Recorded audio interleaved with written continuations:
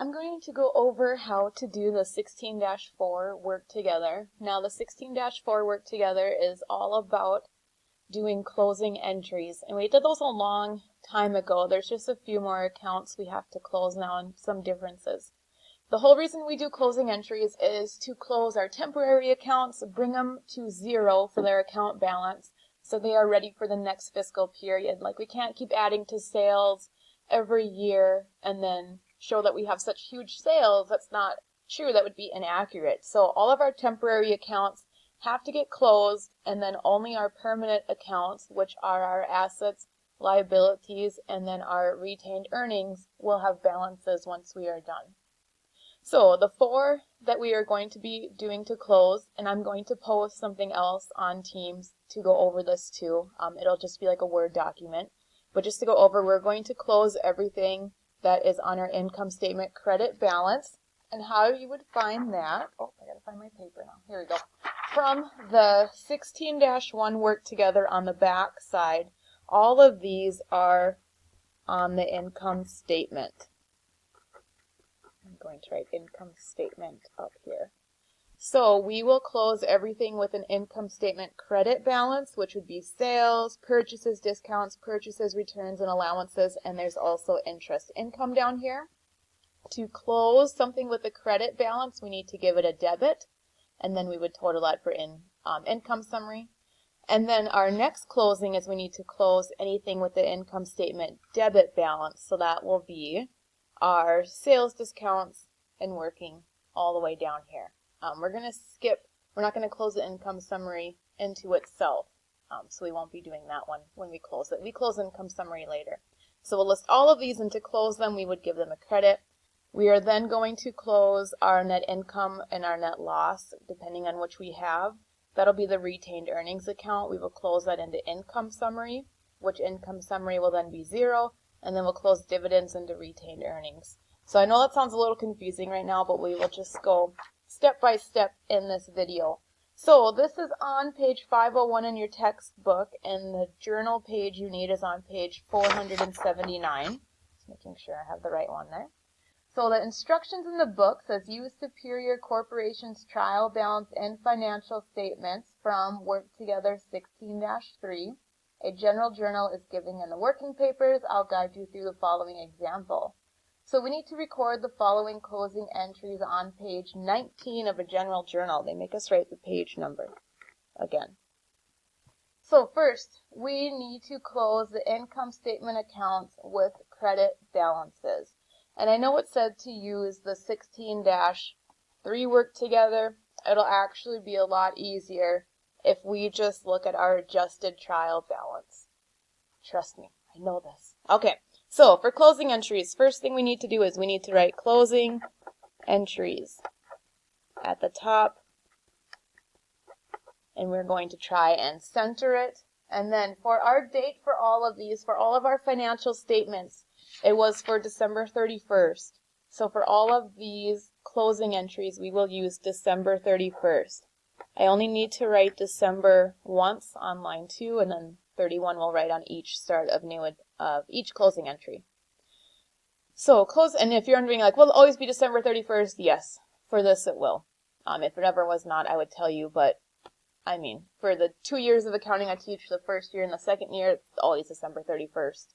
Okay, so the first thing we need to close is the income statement accounts with a credit balance. So if we look over here onto our adjusted trial balance for 16-1, the ones with credits would be sales, purchases, discount, purchase, returns, and allowances, and then interest income.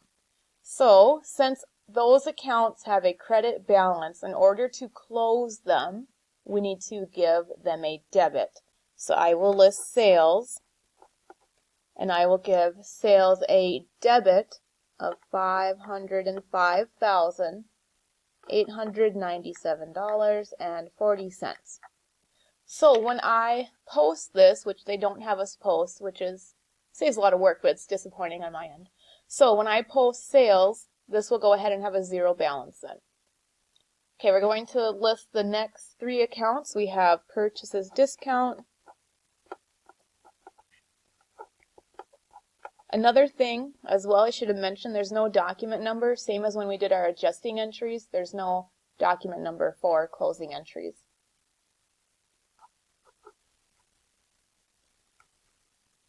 And then we will have purchases, returns, and allowances. And remember, we should write out the account title if there is room, and there's room. And this will be 119601. And then the last one, don't forget at the bottom, there's interest income.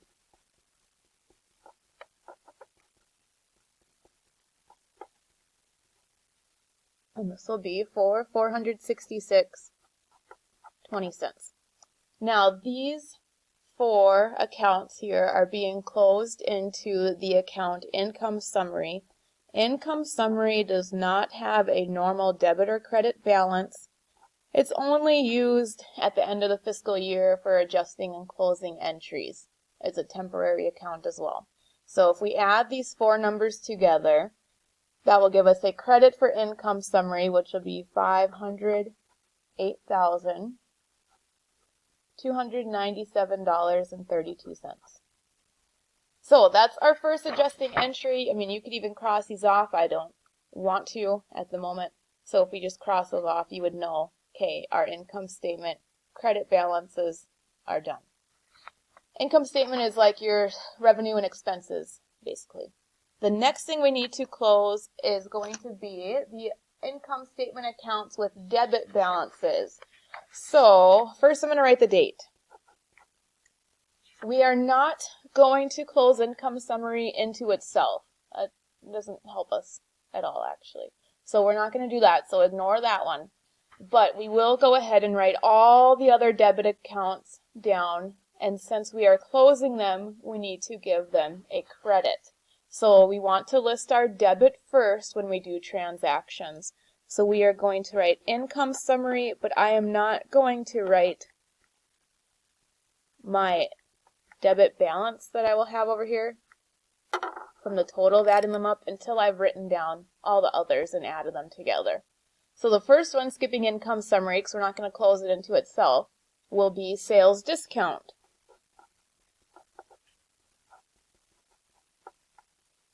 And sales discount has a debit balance in our adjusted trial balance. So to close it, we will give it a credit of $1,318.55.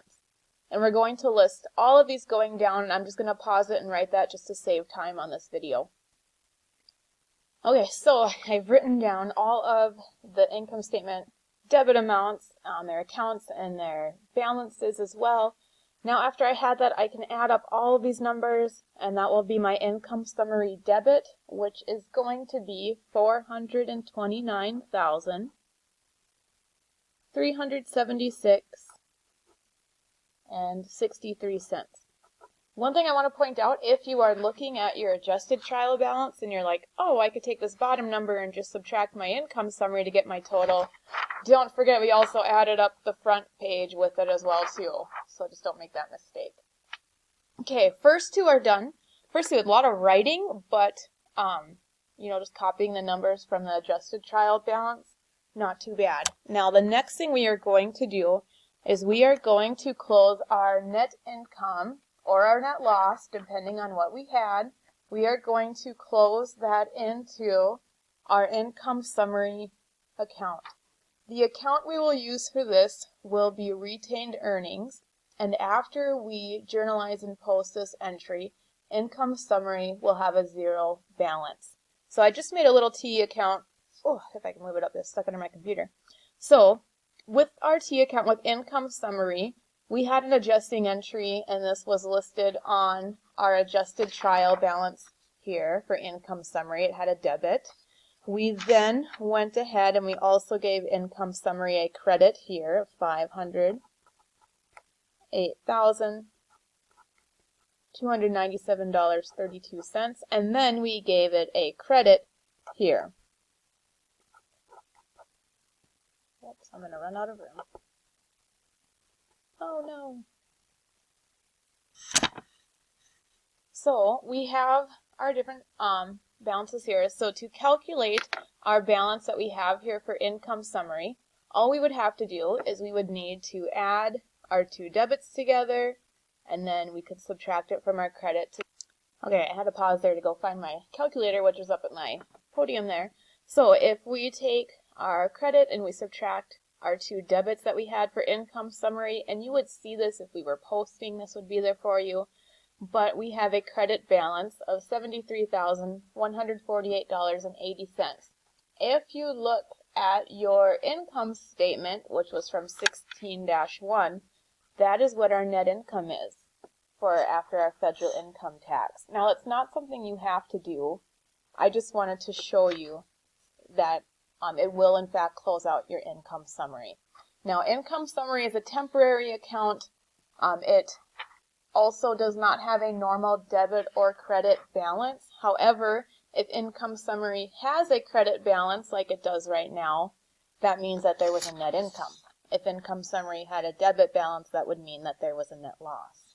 So this could be one way to help you figure out basically if income summary needs to have a debit or a credit on the third one. You can also just know that since this one here is a net income, it'll always be set up like this. So what we will do is we will write income summary first, and then we will write retained earnings.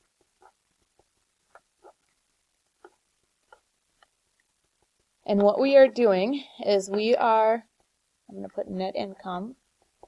We're closing the net income into retained earnings. You will need to look then at your 16-1 work together, your income statement, and it's the very last bottom here, net income after federal income tax. So income summary will receive a debit, and that will close out that temporary account, and then retained earnings will receive a credit, which is good. Now, if we were to have a net loss, these two accounts would be switched. Retained earnings would receive a debit, and income summary would receive a credit.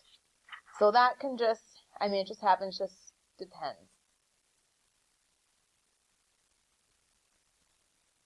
Okay, we have one more closing entry to do. So I'm going to put in my date. The last thing we have to do is we need to close our dividends into our retained earnings. So for this, I'm going to go back to my adjusted trial balance, and I'm going to look at the front page here. And we have dividends has a balance of $12,000 debit, so we will give dividends a credit for $12,000, and we are closing this into retained earnings. So I'm going to put retained earnings first. And I'll give this a debit of $12,000, and then I will do my dividends account, and this will receive a credit for $12,000. This one we always do because there always is a dividends balance. We've declared dividends throughout the year. However, if we did not pay any dividends or declare any dividends, this would be one that we would not do. So retained earnings has a normal credit balance. So since there was a net income, our third closing entry here increased our retained earnings balance, whereas our dividends, where we paid out to our stockholders in our company, that has decreased our balance of our retained earnings, so then it will receive a debit. So after this, when you're all done with this, you would post, which is quite a bit of work, but at the same time things would close out. They do not have us posting for either this work together or even for your application problem, so that will save you a lot of time as well. And from that, they also don't have us post on the mastery problem, so how nice is that? A little bit shorter there. So your assignment, as always, is the application problem, which is on page 510, and you will need the same things that we used from this, the 16-1 application problems for the adjusted trial balance, and then also for the income statement.